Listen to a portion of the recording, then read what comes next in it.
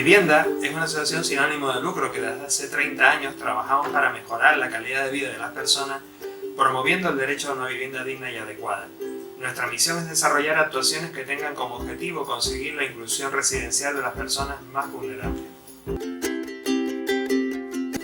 El programa Ahorro Energético en el Hogar tiene como finalidad mejorar el acceso a la energía en los hogares más vulnerables y frenar el incremento de la pobreza energética. Entre las acciones que desarrollamos se encuentran, por una parte, la formación en factura eléctrica, hábitos de consumo eficiente, métodos de ahorro de energía y mejora del confort de la vivienda.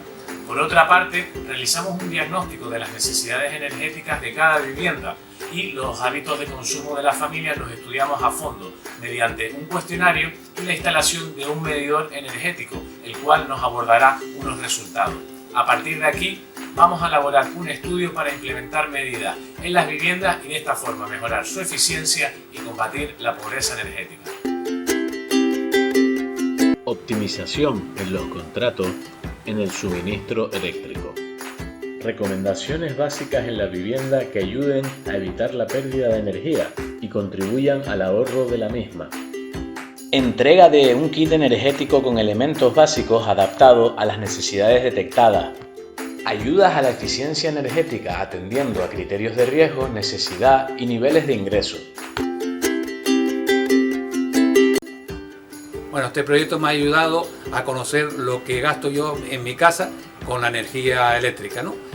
A conocer un poco lo que es la factura, consumo, potencia y contratación, y después también los hábitos de consumo eficientes con los cuales me ayuda al pago de la factura y a recibir un material eléctrico computable a que gaste mucho menos.